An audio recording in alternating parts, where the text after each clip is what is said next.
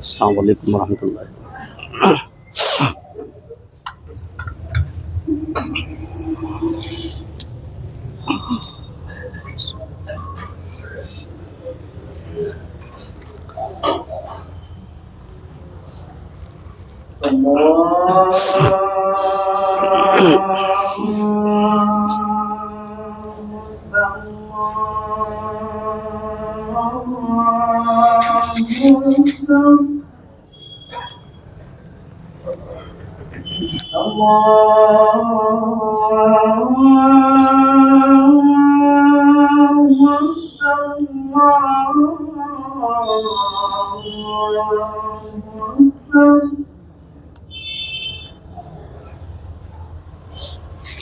أشهد أن لا إله إلا الله.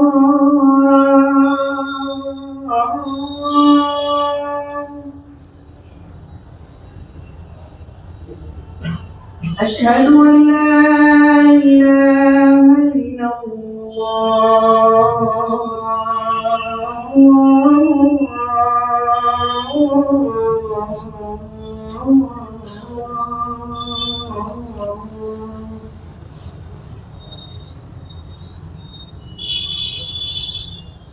أشهد أن محمدا رسول الله.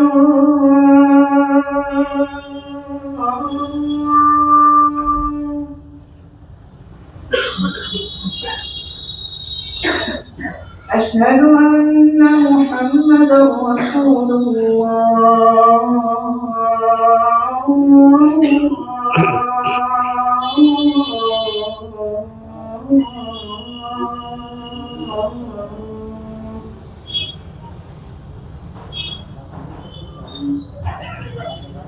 حي على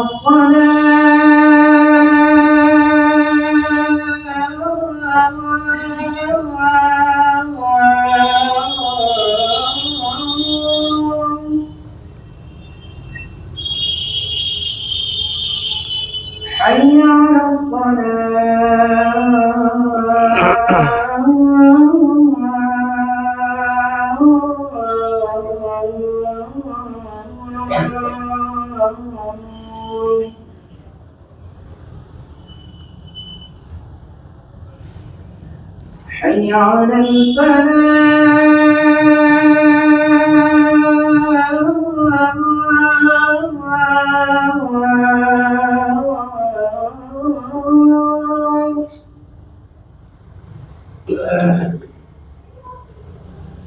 حي على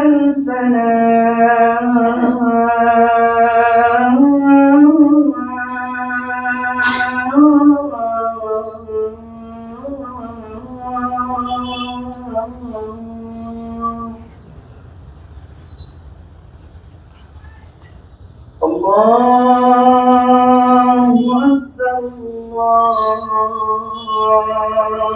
أكبر لا إله إلا الله.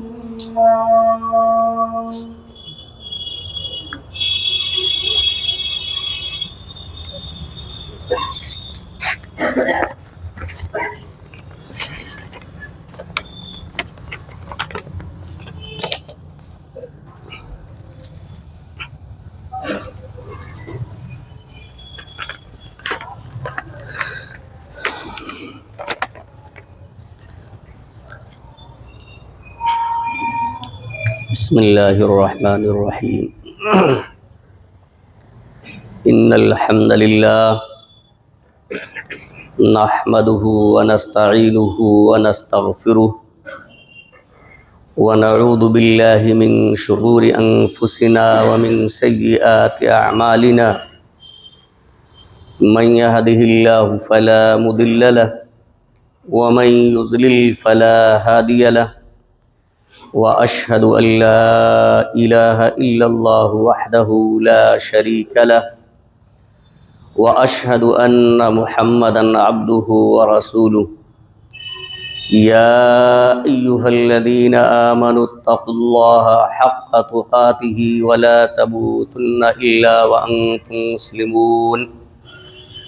يا أيها الناس اتقوا ربكم الذي خلقكم من نفس واحدة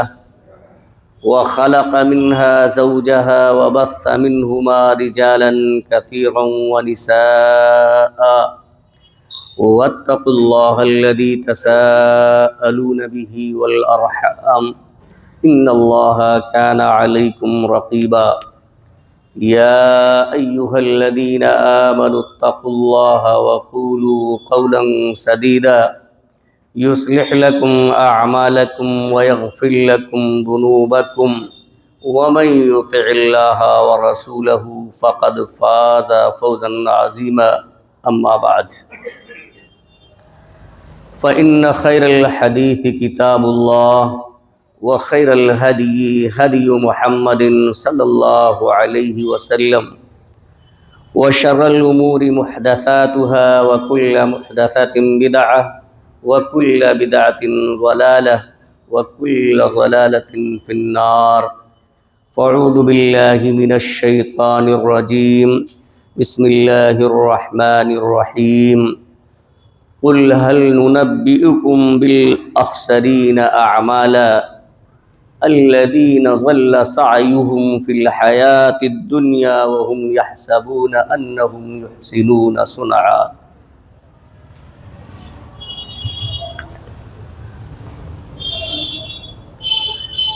معزز سامعین کرام، حاضرین گرامی، امت مسلمہ کے نوجوان ساتھیوں، عزیز طلباء اور پردہ نشین میری ماں اور بہنوں،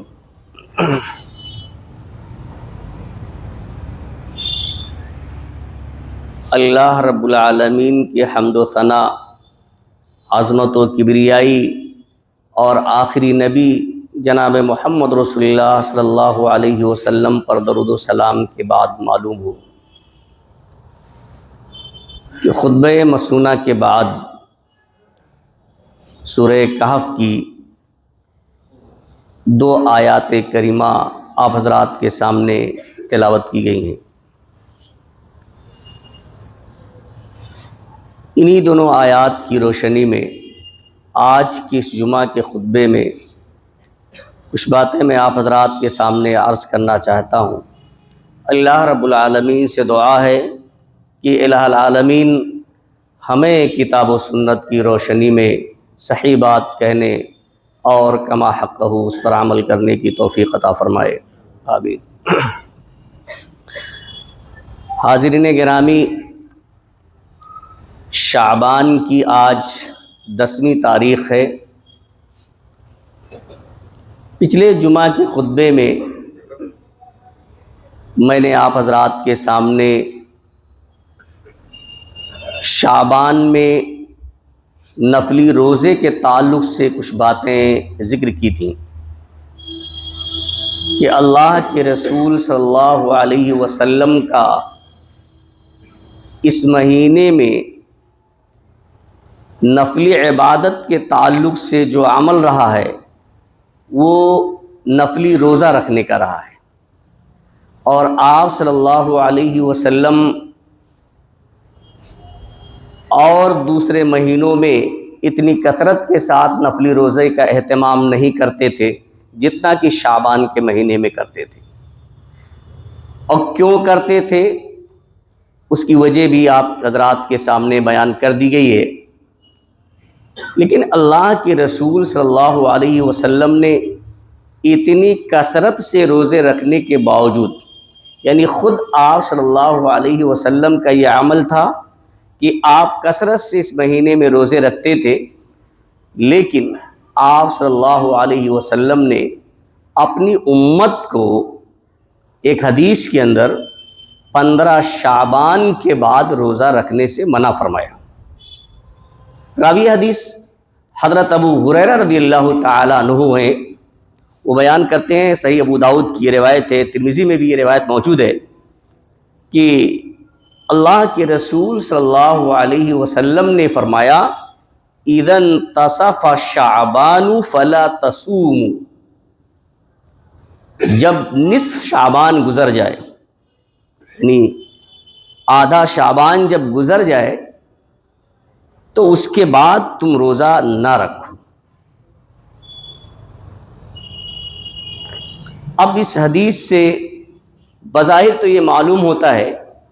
کہ کوئی بھی شخص ہو 15 شعبان کے بعد، شعبان کا آدھا مہینہ گزرنے کے بعد پھر اس کے لیے نفلی روزہ رکھنا درست نہیں ہے، لیکن حقیقت یہ نہیں ہے۔ اصل میں اللہ کے رسول صلی اللہ علیہ وسلم نے اس حدیث میں ان لوگوں کو 15 شعبان کے بعد روزہ رکھنے سے منع فرمایا ہے جو لوگ دوسرے مہینوں میں، جن لوگوں کا دوسرے مہینوں میں کسی خاص دن جیسے جمعرات کا دن یا سوموار کا دن یا کسی تاریخ میں روزہ رکھنے کا معمول نہ رہا ہو، ایسے لوگوں کو اللہ کے رسول صلی اللہ علیہ وسلم نے منع فرمایا ہے۔ اگر آپ کا یہ معمول ہے کہ آپ ہفتے میں 2 دن روزہ رکھتے ہیں، سوموار کے دن رکھتے ہیں، جمعرات کے دن رکھتے ہیں، یا اسی طرح سے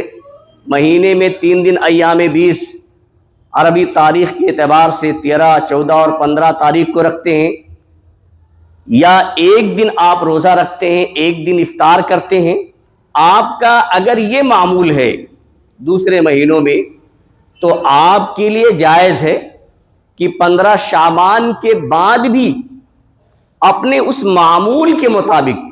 جو دوسرے مہینوں میں رہا ہے آپ 15 شعبان کے بعد بھی روزہ رکھیں، اس کی ممانعت نہیں ہے، کیونکہ ایک حدیث کے اندر جس کے راوی حضرت ابو ہریرہ رضی اللہ تعالیٰ عنہ ہیں، کہتے ہیں کہ قال رسول اللہ صلی اللہ علیہ وسلم لا تقدموا رمضان بصوم یوم ولا یومین الا رجل كان يصوم صوما فلیصم۔ یہ صحیح مسلم کی روایت ہے۔ اصل میں اس حدیث میں اللہ کے رسول صلی اللہ علیہ وسلم نے بطور احتیاط رمضان سے پہلے 1 دن یا 2 دن پہلے ہی روزہ رکھ لینے سے منع فرمایا ہے، چاہے آپ استقبال کے طور پہ رکھ رہے ہوں یا احتیاط کے طور پر آپ رمضان سے پہلے ہی 1 دن یا 2 دن آپ روزہ رکھنا شروع کر دیں تو اللہ کے رسول صلی اللہ علیہ وسلم نے منع فرمایا کہ ایسا آپ نہ کریں کہ رمضان سے پہلے 1 دن یا 2 دن آپ روزہ رکھنا شروع کر دیں، لیکن آگے آپ صلی اللہ علیہ وسلم نے مستثنیٰ کیا الا رجل کان یصوم صوما فلیصم، لیکن وہ آدمی جو کسی دن روزہ رکھتا رہا ہو، جیسے 1 دن روزہ رکھ رہا ہے، 1 دن افطار کر رہا ہے، تو ظاہر سی بات ہے اس کا یہ معمول ہے تو رمضان سے پہلے بھی وہ دن آئے گا۔ ہفتے میں وہ 2 دن کا روزہ رکھتا ہے تو ظاہر سی بات ہے کہ رمضان سے پہلے والے ہفتے میں یا شعبان کے آخری ہفتے میں وہ دن آئیں گے تو وہ روزہ رکھے گا، اس کے لیے ممانعت نہیں ہے۔ تو اس حدیث کو جب سامنے رکھتے ہیں تو اس سے معلوم ہوتا ہے کہ وہ لوگ جن کا یہ معمول ہے، جن کا یہ طریقہ رہا ہے کہ دوسرے مہینوں میں نفلی روزے کا اہتمام کرتے رہے ہیں، تو اگر وہ دن اور وہ تاریخ 15 شعبان کے بعد آ جاتی ہے تو ان کو اللہ کے رسول صلی اللہ علیہ وسلم نے منع نہیں کیا ہے۔ لیکن جن کا وہ طریقہ ہی نہیں رہا ہے، شعبان کا مہینہ آیا اور اس میں صرف نفلی روزے کا اہتمام کر رہا ہے اور دوسرے مہینوں میں اہتمام نہیں ہے، تو ایسے لوگوں کو اللہ کے رسول صلی اللہ علیہ وسلم نے منع فرما دیا ہے کہ اذا انتصف شعبان فلا تصوموا، جب شعبان کا مہینہ یعنی نصف شعبان گزر جائے، نصف شعبان ہو جائے تو تم روزے نہ رکھو۔ حاضرین گرامی، چونکہ روزے کے تعلق سے پچھلے جمعے کے خطبے میں کچھ باتیں آئی تھیں تو یہ سمجھنا بھی ضروری تھا۔ یہ 15 شعبان آنے والا ہے اور خاص طور سے اس رات میں کچھ ایسی چیزیں عبادت سمجھ کر کی جاتی ہیں جس کا شریعت سے کوئی تعلق نہیں ہے۔ نمبر 1، قبروں کی زیارت کرنا۔ پہلے تو ہمیں اور آپ کو یہ معلوم ہونا چاہیے کہ اللہ کے رسول صلی اللہ علیہ وسلم نے ابتدا میں قبرستان جانے سے، قبروں کی زیارت کرنے سے منع فرما دیا تھا۔ حدیث کے الفاظ ہیں، مسلم شریف کی روایت ہے، بریدہ بن حصیب الاسلمی سے روایت ہے کہ اللہ کے رسول صلی اللہ علیہ وسلم نے فرمایا، نہیتکم عن زیارت القبور فزوروها، کہ اور بعض حدیث کے الفاظ ہیں کہ کنت نہیتکم عن زیارت القبور فزوروها، کہ میں نے تم کو قبروں کی زیارت کرنے سے، قبرستان میں جانے سے منع کر دیا تھا، لیکن اب تمہیں اجازت دی جا رہی ہے تم قبروں کی زیارت کرو۔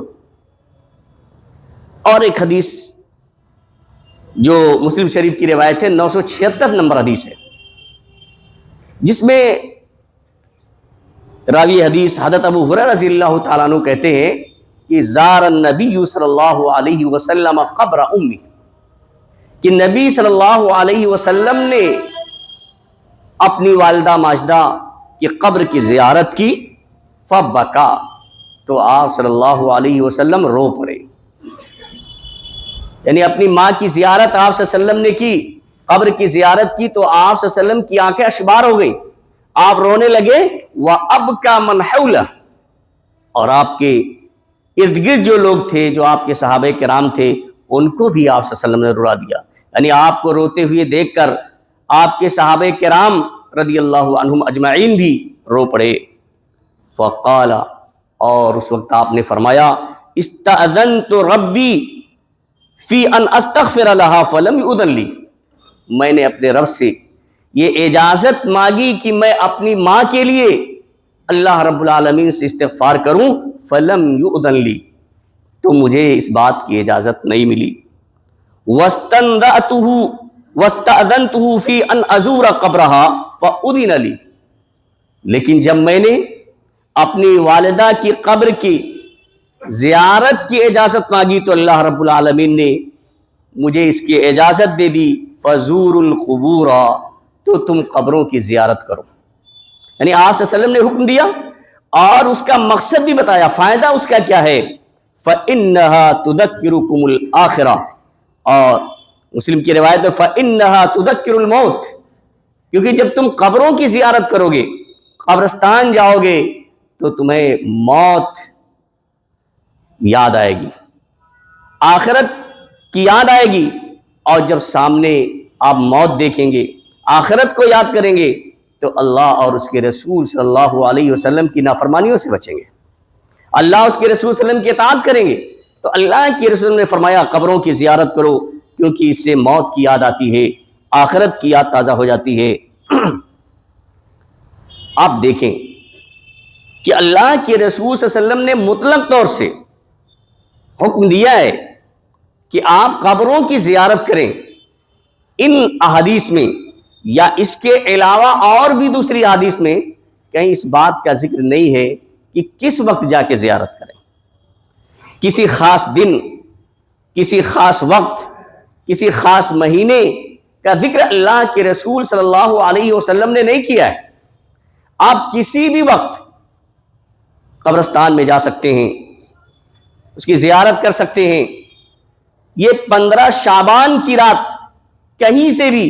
کسی بھی صحیح حدیث سے خاص نہیں ہے کہ اس رات میں جا کر کے آپ قبرستان کی زیارت کریں، بلکہ بعض احباب 15 شعبان کیا، میت کی تدفین کے بعد لگاتار ہفتے بھر جاتے رہتے ہیں یا 15 دن، اور اس کے بعد کبھی جانے کی توفیق نہیں ہوتی۔ اس کا بھی کہیں سے ثبوت نہیں ملتا ہے۔ یہ سب اعمال بدعات ہیں جو قرآن و حدیث کے مخالف ہیں۔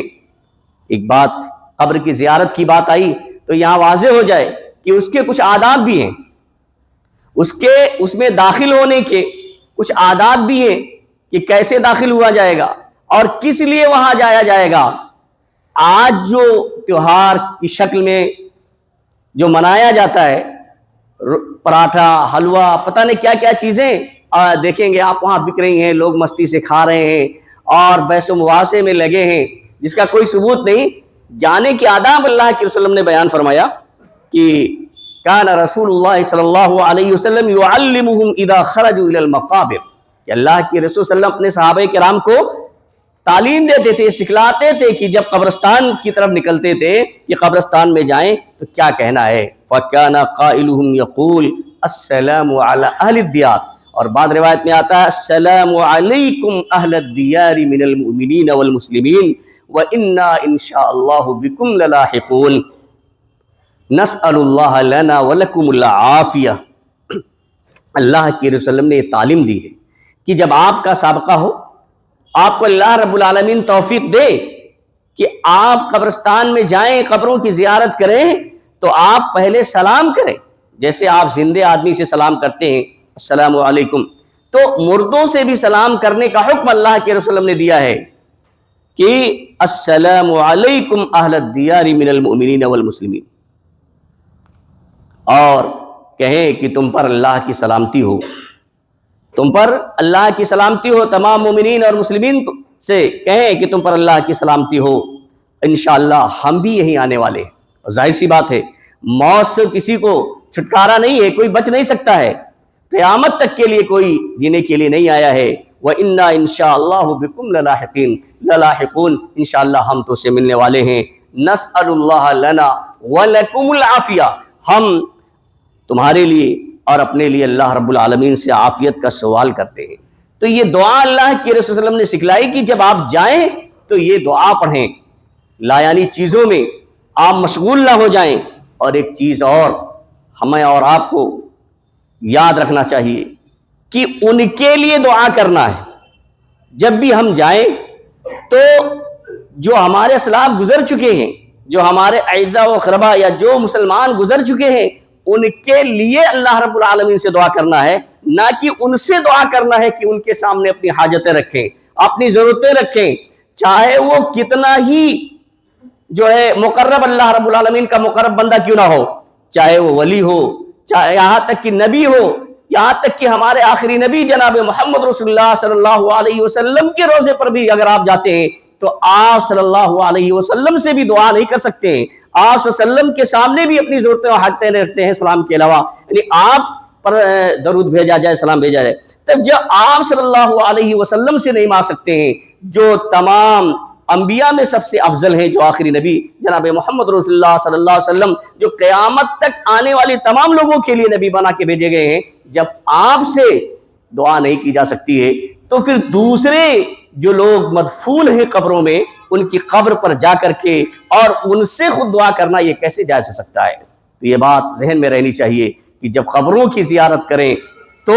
ہم ان لوگوں کے لیے دعا کریں, اور یہ جو دعا اللہ کے رسول نے سکھلائی ہے اس میں انہی کے لیے سلامتی کی دعا کی جا رہی ہے. عبداللہ بن عباس رضی اللہ تعالیٰ عنہ کو ایسے ایک مرتبہ اللہ کے رسول صلی اللہ علیہ وسلم نے فرمایا اذا سألت فاسأل اللہ,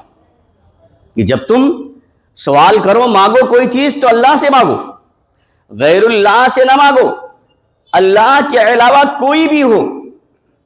سب اس میں آ جاتے ہیں غیر اللہ میں. کسی سے سوال نہیں کرنا ہے, کسی سے کے سامنے ہاتھ نہیں پھیلانا ہے. وَإِذَا اسْتَعَنْتَ فَاسْتَعِنْ بِاللَّهِ, اور جب تم مدد طلب کرو تو پھر اللہ رب العالمین سے مدد طلب کرو. تو سامعین کرام, قبروں کی زیارت تو مسنون ہے, اللہ کے رسول صلی اللہ علیہ وسلم نے اس کا حکم دیا ہے, اس کے آداب بتائے ہیں, لیکن ہمیں اور آپ کو یہ معلوم ہونا چاہیے کہ اس کے لیے کسی مہینے کو اللہ کے رسول صلی اللہ علیہ وسلم نے خاص نہیں کیا ہے, کسی دن کو اللہ کے رسول صلی اللہ علیہ وسلم نے خاص نہیں کیا ہے, کسی رات کو اللہ کے رسول صلی اللہ علیہ وسلم نے خاص نہیں کیا ہے. ایک واقعہ بیان کیا جاتا ہے کہ اللہ کے رسول صلی اللہ علیہ وسلم 15 شعبان کی رات میں بقی میں گئے اور ان کے لیے آپ صلی اللہ علیہ وسلم نے دعا کی. حاضرین گرامی, جو صحیح حدیث ہے جسے حضرت عائشہ صدیقہ رضی اللہ تعالیٰ عنہ خود بیان کرتی ہے, صحیح مسلم کی 974 نمبر حدیث ہے. آپ چونکہ وقت بہت کم ہے, پوری حدیث الفاظ کے ساتھ تفصیل سے بیان نہیں کی جا سکتی ہے, لیکن اختصار سے میں اس کا مفہوم آپ کے سامنے ذکر کر دیتا ہوں کہ حضرت عائشہ صدیقہ رضی اللہ تعالیٰ عنہ کہتی ہیں, آپ اس میں دیکھیں کسی رات کا, کسی دن کا, کسی وقت کا تعین اس میں نہیں کیا ہے کہ اس وقت جانے کا ذکر کیا. تو اللہ کے رسول صلی اللہ علیہ وسلم وہ کون سی رات تھی اس کی تعین نہیں ہوتی ہے. حضرت عائشہ صدیقہ رضی اللہ تعالیٰ عنہ کہتی ہیں کہ اللہ کے رسول صلی اللہ علیہ وسلم اس دن جس دن میرے یہاں رات گزارنے کی باری تھی, آپ صلی اللہ علیہ وسلم مسجد سے آتے ہیں اور اپنے دونوں جوتے اتار کر اپنے پیر کی طرف رکھ لیتے ہیں اور اپنی چادر کا ایک حصہ بستر پر بچھا دیتے ہیں اور اس پہ لیٹ جاتے ہیں، تھوڑی دیر آرام کرتے ہیں، اور اتنی ہی دیر آپ آرام کرتے ہیں جتنے میں آپ یہ سمجھتے ہیں کہ میں سو گئی ہوں۔ پھر آپ صلی اللہ علیہ وسلم چپکے سے اٹھتے ہیں، بہت آہستہ سے جوتے لیتے ہیں اور چادر اوڑھتے ہیں، چپکے سے نکلتے ہیں، دروازہ آہستہ سے کھولتے ہیں اور دروازہ آہستہ سے بند بھی کر دیتے ہیں۔ پھر آپ صلی اللہ، لیکن میں سو نہیں رہی تھی۔ عائشہ، اللہ کے رسول اللہ یہ سمجھ رہے تھے کہ حضرت عائشہ سو گئی ہیں، لیکن وہ سو نہیں رہی تھی، جس سے یہ بھی پتہ چلتا ہے کہ نبی صلی اللہ علیہ وسلم کو غیب کا علم نہیں تھا۔ بہرحال اللہ کے رسول اللہ جب بقیع کی طرف نکلتے ہیں، حضرت عائشہ جلدی سے تیار ہوتی ہیں، ذرا اپنے سر پہ ڈال لیتی ہیں، دوپٹہ باندھتی ہیں اور سب کمر کس کر کے فوراً پیچھے آپ صلی اللہ علیہ وسلم کے چلتی ہیں۔ آپ صلی اللہ علیہ وسلم جب بقیع میں پہنچتے ہیں، کہتی ہیں کہ آپ صلی اللہ علیہ وسلم 3 مرتبہ اپنے دونوں ہاتھوں کو ہاتھ اٹھا کر دعا کرتے ہیں، 3 مرتبہ لمبی دعا کرتے ہیں، چونکہ اللہ کے رسول اللہ سے انہوں نے اجازت تو نہیں لی تھی کہ میں بھی پیچھے آ رہی ہوں۔ اللہ کے رسول اللہ سے دور کھڑی ہوتی ہیں، اور جو آپ صلی اللہ علیہ وسلم دعا کر کے فارغ ہوتے ہیں، پیچھے پلٹنے لگتے ہیں تو یہ بھی پلٹ جاتی ہیں۔ آپ صلی اللہ علیہ وسلم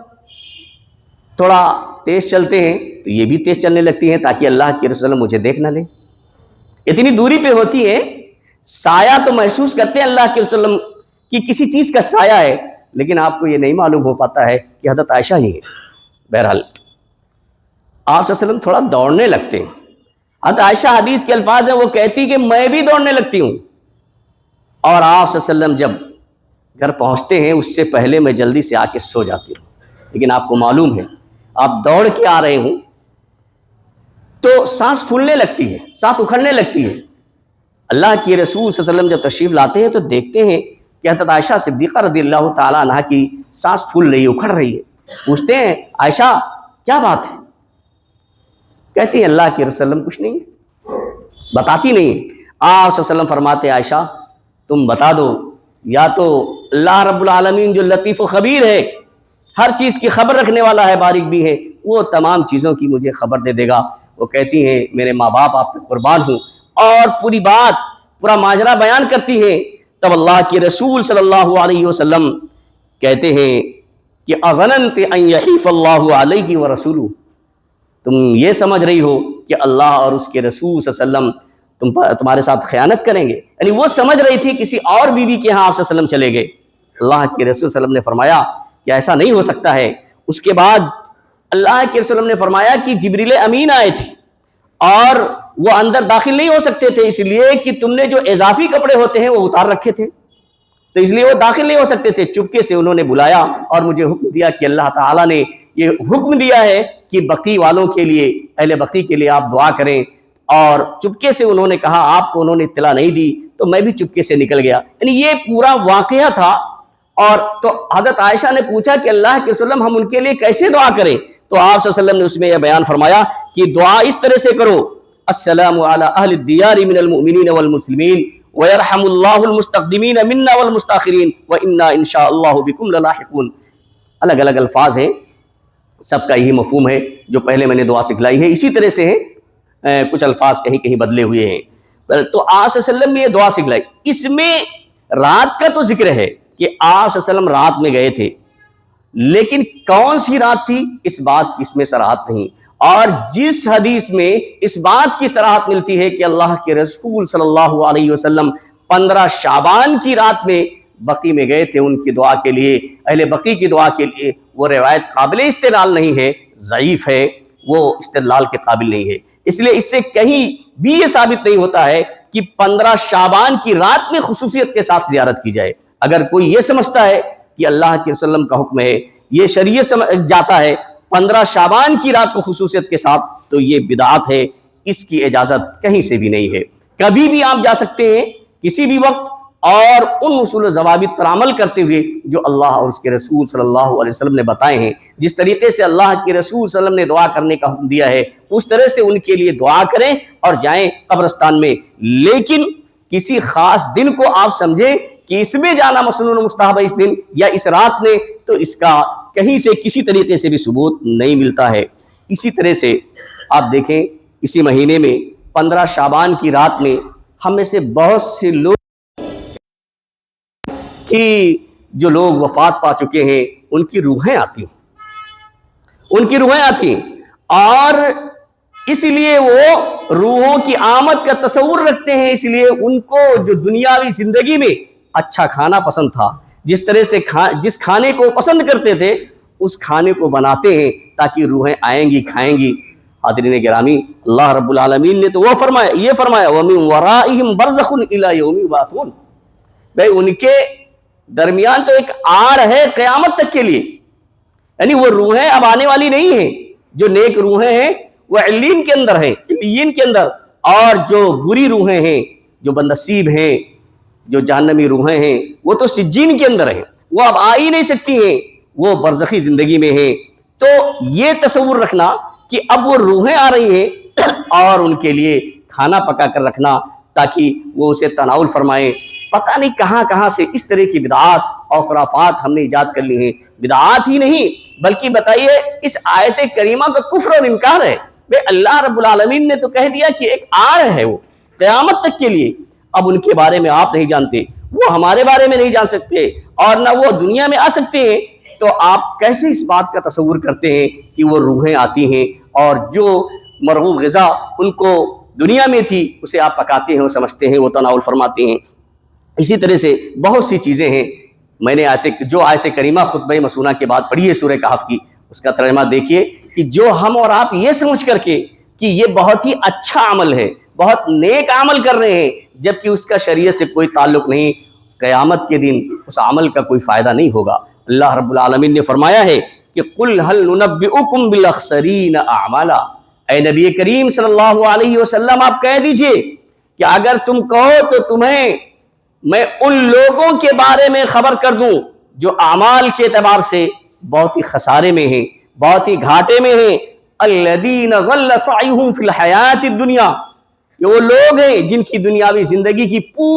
پوری کوشش رائے گا اور برباد ہو گئی۔ وہم یحسبون انہم یحسنون صنعا، حالانکہ وہ یہ سمجھ رہے ہیں کہ اچھا عمل کر رہے ہیں، اچھا کام کر رہے ہیں، یعنی جیسے اس مہینے میں 15 شعبان کی رات میں قبروں کی زیارت کو اچھا عمل سمجھ رہے ہیں، روحوں کی آمد کو اور ان کے لیے اچھا کھانا بنانے کو اچھا عمل تصور کر رہے ہیں، اور حلوہ بنا کے کھانے کو اچھا عمل تصور کر رہے ہیں اس دن کے لیے، تو یہ تمام کوششیں یہ بیکار ہو جائیں گی۔ یہ آیت عام ہے، اس میں یہود و نصارہ، کفار و مشرکین کے ساتھ ساتھ اہل بدعات بھی شامل ہیں جو قرآن و حدیث کے مخالف عمل کرتے ہیں، اگرچہ وہ اپنے آپ کو کے لیے مومن اور مسلم ہونے کا دعویٰ کرتے ہیں۔ اللہ رب العالمین سے دعا ہے کہ الہ العالمین ہمیں کتاب و سنت پر عمل کرنے کی توفیق عطا فرمائے۔ الہ العالمین ہم میں جو پریشان حال ہیں ان کی پریشانیوں کو تو دور فرما دے، جو لوگ بیمار ہیں انہیں شفاء کامل و عاجل عطا فرما، جو لوگ مقروض ہیں انہیں قرض کی ادائیگی کی توفیق عطا فرما۔ بارک اللہ لنا ولکم فی القرآن العظیم ونفعنا وإیاکم بالآیات والذکر الحکیم، انہ تعالی جواد کریم ملک رؤوف رحیم۔